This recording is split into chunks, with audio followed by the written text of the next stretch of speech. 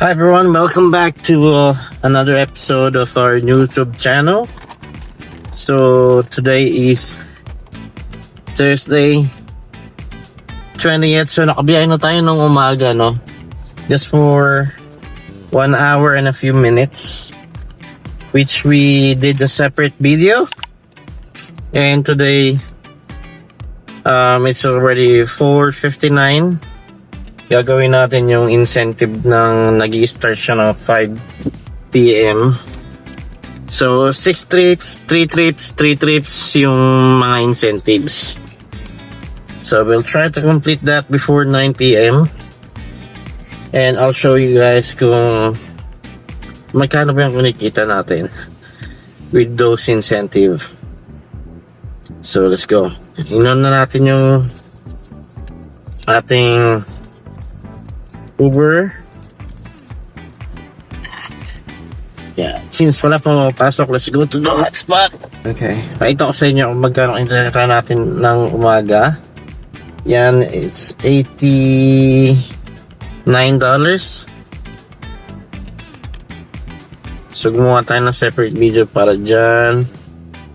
Okay, now we can go.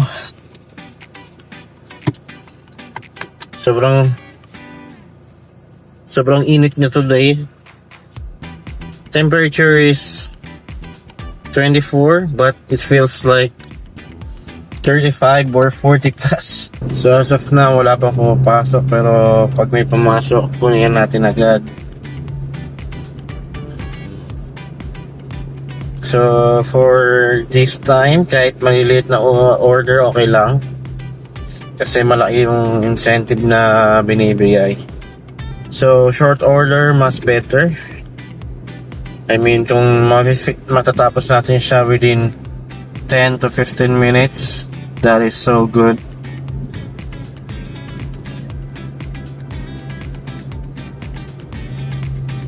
And iiwasan din natin yung pack and deliver na malalaki. Kung less than 5, okay lang siya. Okay. So guys, makakuha tayo ng $12 Subway. Less than 5 kilometers. So let's go and do the first.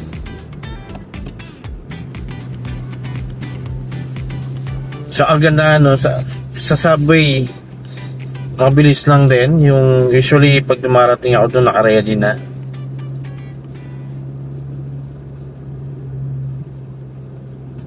So in this video, try din natin paita yung mga amounts, no?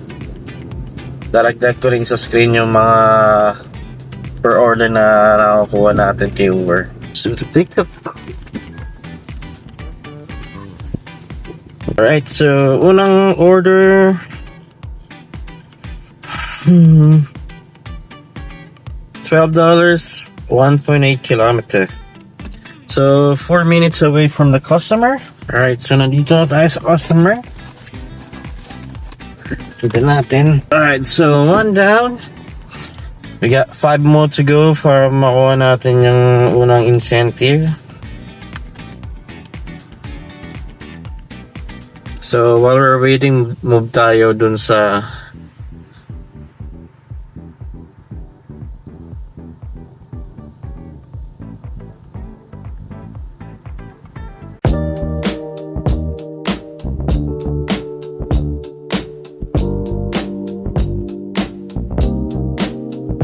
guys, so nakakuha tayo ng McDonald's, $7 for 5 kilometers.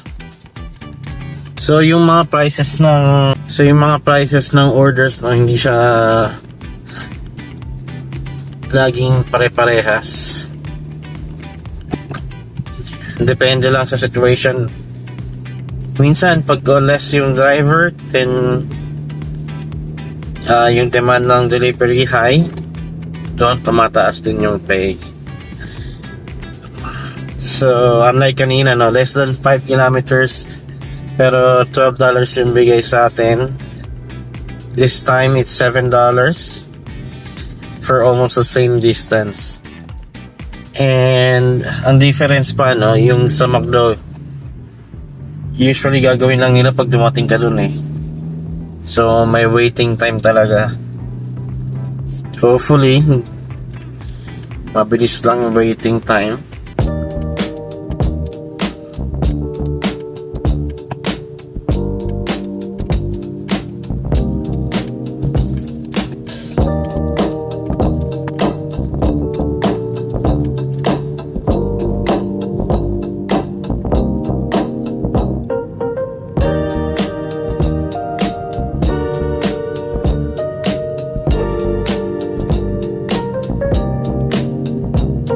Oh, Chevy vintage car.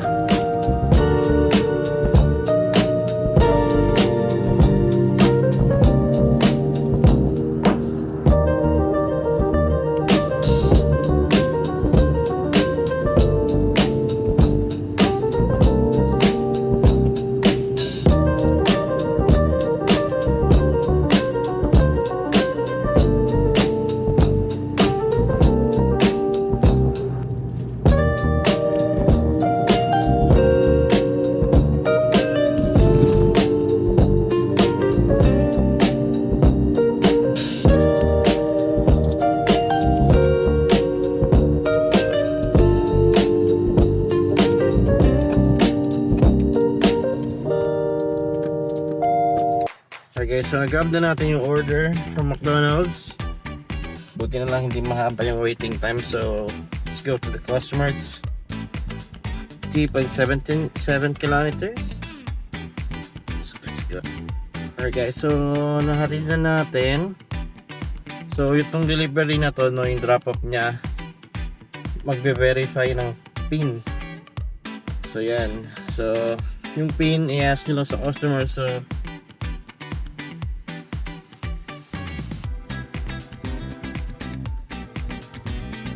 alimbutak yung number. Well, if I'm going out, I'm going out. So, pag nakalimutan yung number, pwede nyo namang i-skip, pero huwag nyo laging gawin.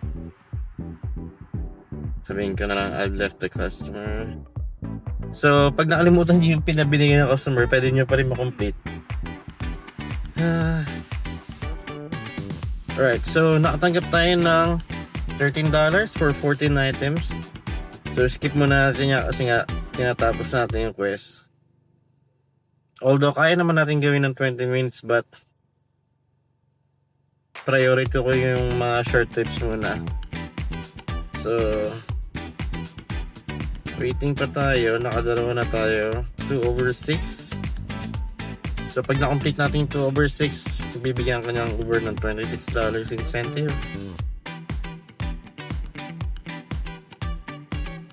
Okay, let's go. Okay, so nakakuha din tayo ng order after 15 minutes waiting.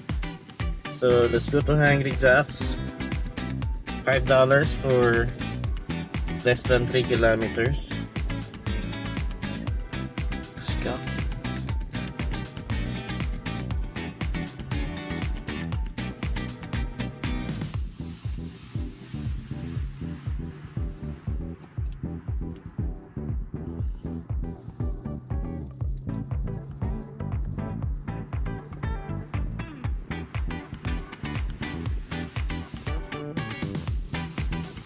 Okay, so na-pick up na natin yung sa Hungry Jack's. Kaya punta tayo sa customer. 2.7 kilometers away.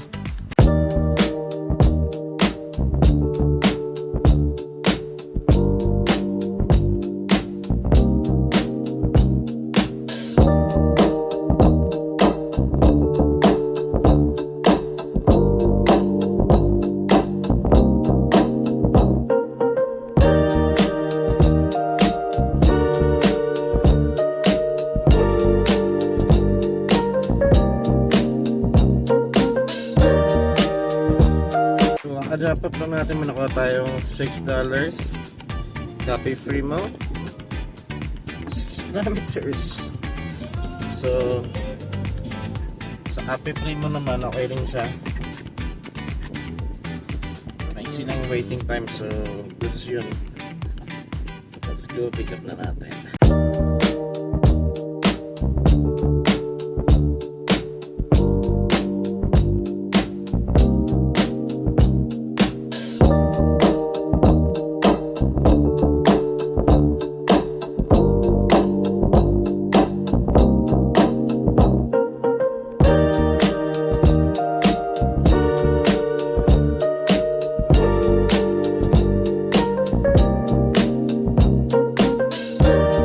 Okay, so napigat na natin. Bluetooth connection success. 3.5 kilometers away from the customer's address, so let's Waiting go. for connection.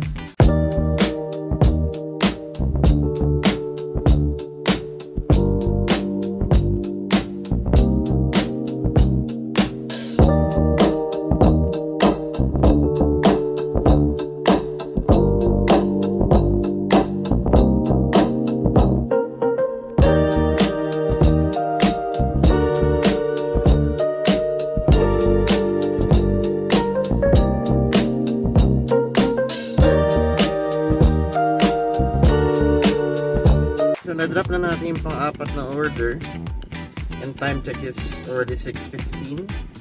So 2 more, no? Para sa incentive. So pag wala pang pumasok, we'll go back to hotspot kung saan malapit ang mga restaurant.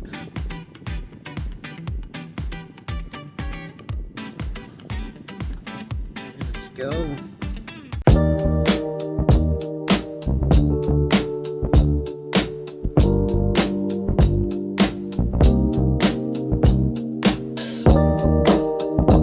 Alright guys, may pumasok na order, $6 for Subway.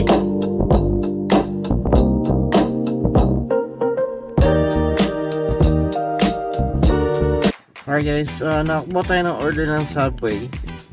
I think around $5 lang, no? Pero pwede na kaysa maganda tayo sa pala. So it's just 2 kilometers away. Let's go.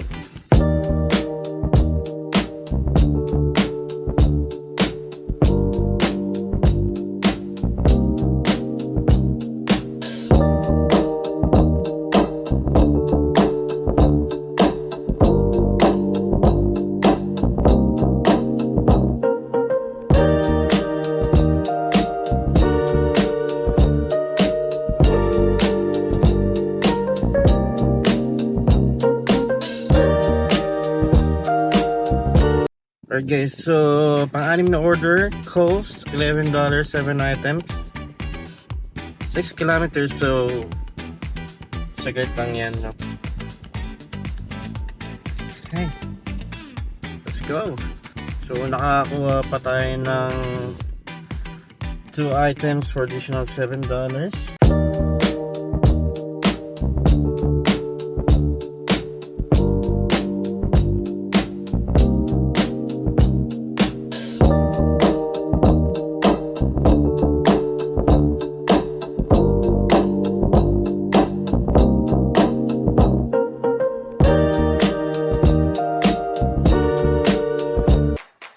Hi guys, welcome back. Katapos lang natin yung grocery items na, so dalawang order na siya sabay. Unting-unti lang, ayan lang siya. So let's go and deliver na natin to sa customer. Bale, ito na yung pang 6 and pang 7 natin delivery.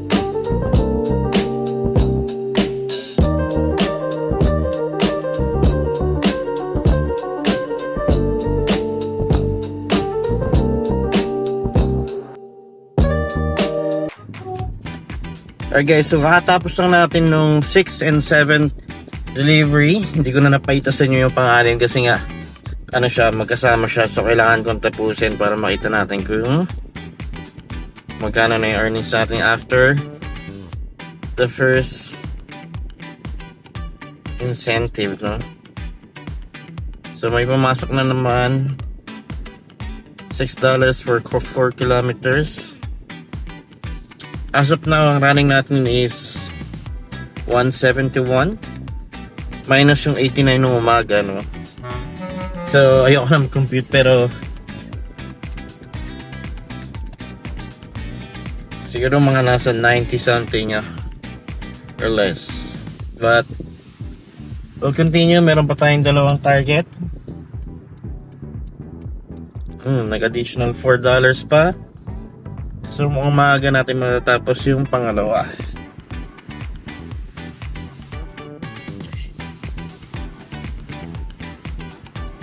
Let's go.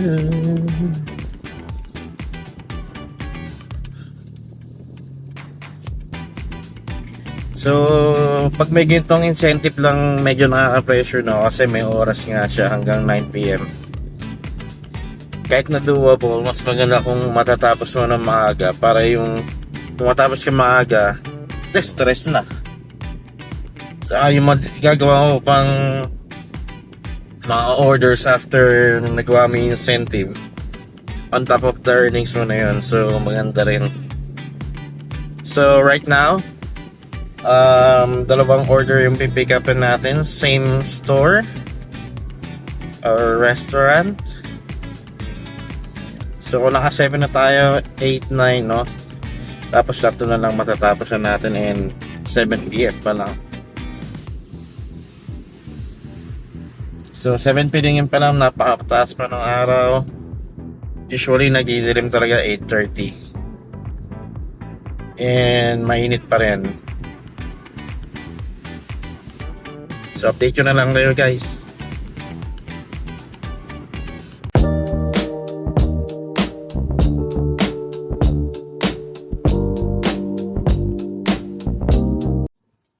Alright guys, so nakuha na natin yung item. Pakita ko sa inyo. So 3 orders all at the same time.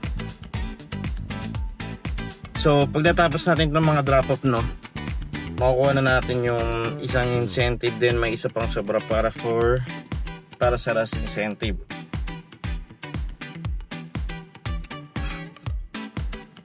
So yung distance ng unang order is just 3 kilometers. Okay, let's go.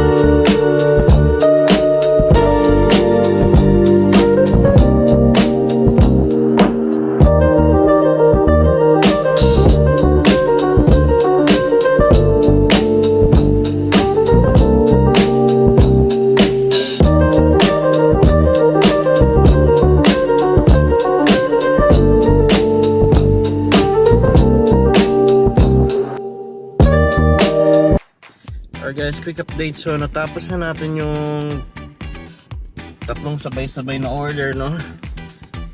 So let's see. Nag-update pa siya. Yan, so isa na lang yung natitira for $18. May natanggap ako ulit tayo na $11 for almost 6 kilometers. So we'll take that. And outstanding balance natin as of right now is $202. Okay.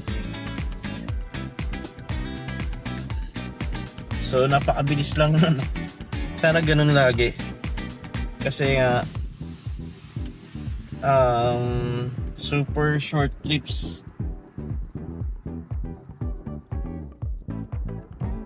So parang nag-consume lang tayo ng 22 minutes to finish those 3. And then, yun yung maganda, no? I-secure mo muna yung diskarte ko kasi dito. Lagi kong sinisecure muna yung incentive kaysa i-secure ko yung malaking order. Kasi most of the time, malaki nga yung order pero yung time na i-consume mo para matapos yun is malaki. So, parang lugi lang. Sa akin, sinisecure ko muna yung incentive. And after ng incentive, doon na tayo pumanat ng mga malalaking orders. So, let's go. Update ko na lang kayo, guys. So, guys, quick update. Tapos na pala natin yung incentive, no? So, natapos na natin 12 trips. So, from 5 and time checks, it's 7:54. And our total earnings right now is $243. So, kung i-minus natin yung morning na inita, nasa $150. So, pakita ko sa inyo ito. Ito yung incentive. Yan. Total of $60 siya. So, yun. Umpisahan natin yung dire-diretsong trips, no? So, wala na tong pressure kasi nga tapos na natin yung incentive. May 1 hour pa nga eh.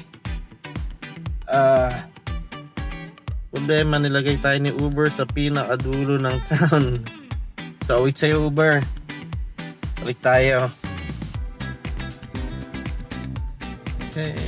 So, guys, stay lang kayo sa video. Sasama ko rin yung total earnings na makukuha pa natin from 8 until 10 to 10:30. So, papakita ko na lang yung short clip dito sa my screen. Tapos, kayo na ko lang humatol kung okay pa ba siya. Kasi sa akin yung hanggang 250 okay na siya eh. Konting oras lang. So, let's see.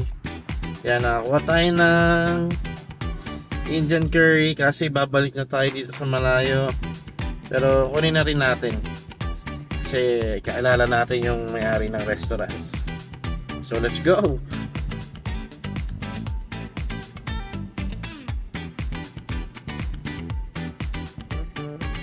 So guys, just a quick recap. Natapos na tayo for today. Time check is already 10:12. So yung hapon natin ginawa is from 5 to 10:12. Total natin kinita kasama yung $89 or $90 kanina umaga is $338. It includes total of 26 trips. So tingnan natin yung summary, no? So ayan, lumalabas siya, nag-online tayo ng 7 hours. May nag-tip pala for today na $20, so which is really good. So online tayo ng 7 hours for today, and total gross natin is $338.56. So for today, yung na-consume lang natin, wala pang 1/4 nung fuel gauge, no? And 99.5 kilometers, so let's say 100 kilometers, which is really good. So yung outcome natin today is really good, no? Sa mga may tanong about sa Uber, please comment down below. We'll try to answer that. And kung nag-enjoy kayo sa ganitong klaseng vlog, please subscribe and like or comment down below kung may mga tanong na kayo. So, thank you lahat sa mga sumusuporta, and we'll keep you posted for upcoming videos, and thank you for support. Have a good night.